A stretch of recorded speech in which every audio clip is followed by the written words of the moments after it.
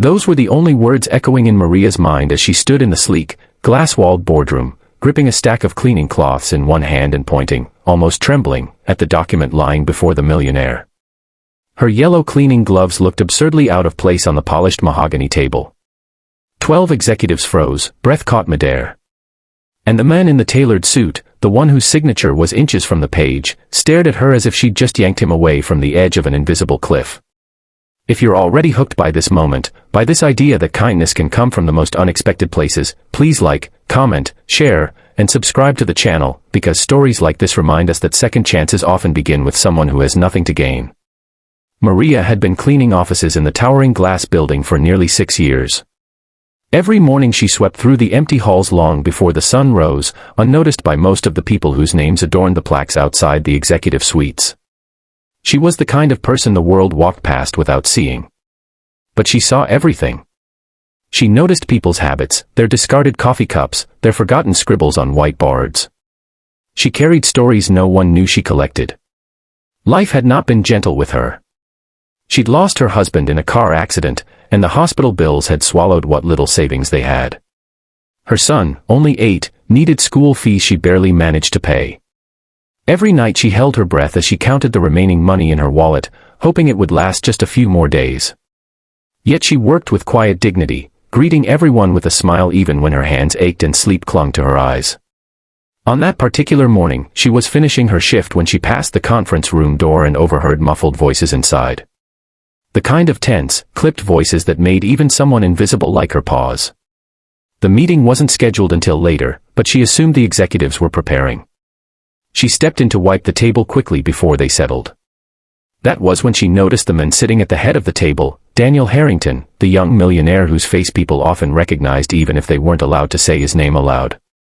He was signing what looked like a long, complicated contract.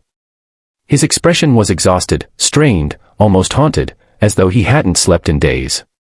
Papers lay scattered before him, and the team surrounding him watched with unsettling eagerness.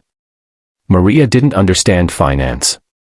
She didn't know investments or mergers. But she knew something else. She knew the building, the routines, the people. And as she looked closer at the document, a sentence caught her eye. Not because she understood it, but because she had seen something like it before. The previous night, while emptying trash bins in a small finance office down the hall, she had picked up a discarded file someone had thrown away. The graphs and numbers meant nothing to her, but she remembered the bright red line slashing sharply downward, and the handwritten sticky note that read, "Projected collapse, Q3."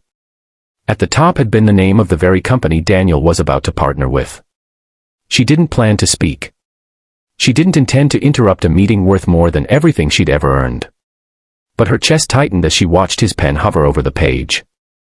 Something in her, maybe the same instinct that made her mother once pull her from running into a busy street, forced her forward. She stepped closer, heart hammering, her voice barely above a whisper at first. "This is wrong," she said. The room went silent, like the world itself held its breath. Daniel looked up, startled. His advisor stared at her with disbelief, irritation, even anger. But Maria didn't back away. With trembling fingers, she pointed to the company name on the contract, the same name she had seen on the discarded report predicting massive failure. She didn't elaborate in fancy terms. She didn't claim to know more than she did. She simply said what she had seen. For a moment, no one moved. Then Daniel asked her, gently but firmly, what she meant. Maria explained, haltingly, nervously, that she had cleaned an office the night before and found a document about financial collapse connected to this company. She apologized midway through, certain she would be fired.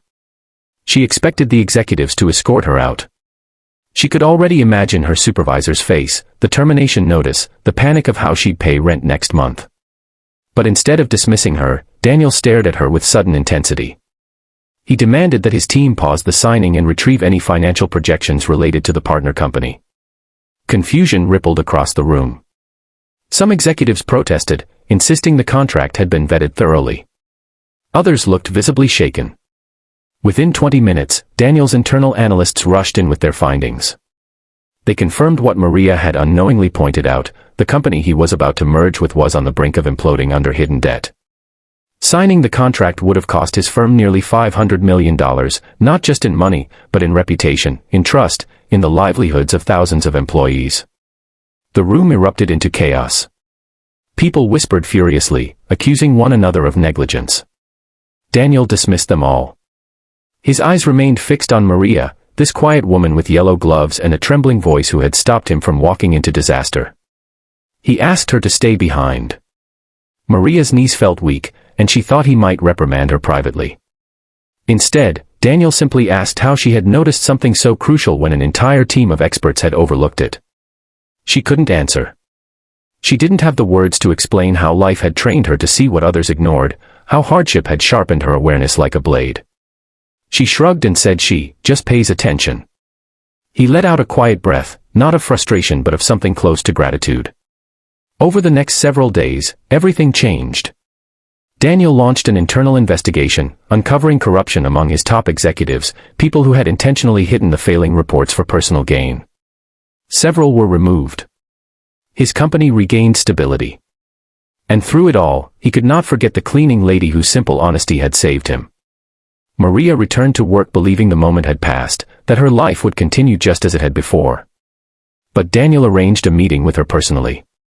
He met her in a small break room, where she sat nervously clutching her cleaning cart. He thanked her, not politely or formally, but sincerely, like someone thanking another for saving their life. He asked about her family, her struggles, her long hours. She tried to downplay everything, embarrassed, but he saw the exhaustion in her eyes, the toll of carrying the world alone. So he made a decision she never expected. He offered her a permanent position in his company, not as a cleaner, but as part of a new internal ethics and oversight initiative he wanted to build. He told her he needed people who paid attention, people with integrity, people who cared enough to speak up even when their voice shook. He also provided support for her son's education and ensured she received training, benefits, and a stable salary far beyond anything she had ever imagined. Maria cried that day, softly, unexpectedly, the kind of tears that come after battling storms for years and finally seeing sunlight break through. Months passed, and Maria flourished in her new role. She became a quiet symbol within the company, a reminder that greatness doesn't always come dressed in suits or degrees. Sometimes it comes in the form of someone who refuses to walk past something wrong. Daniel's company strengthened, rebuilt on the foundation of transparency and humanity he had almost forgotten. But the moment that truly defined everything came when Daniel addressed his employees during a major company anniversary event. Maria stood in the back of the crowd, trying to blend in despite her new title. Daniel spoke about resilience, about rebuilding after loss, about the importance of integrity in a world that often rewards the opposite. Then he spoke of a woman, unnamed, but unmistakable, whose courage had saved the company from catastrophic collapse. He said that sometimes heroes do not wear capes. Sometimes, they carry cleaning cloths and work quietly in the shadows, unnoticed but invaluable. Maria felt her heart swell, her eyes sting. She had never imagined that her life, her small daily choices, could matter in such a large way. And now, if this story moved you even a little, please like, share, comment, and subscribe, because stories of kindness and courage deserve to be heard. Before we end, here's a special request: comment below what part of Maria's journey touched your heart the most. In the end, Maria walked home that night feeling something she hadn't felt in years, not relief, not fear, but hope. The city lights shimmered around her, and for the first time, she didn't feel small beneath them. She felt seen. She felt worthy. She felt like the world still had room for good people, and maybe, just maybe, she was one of them.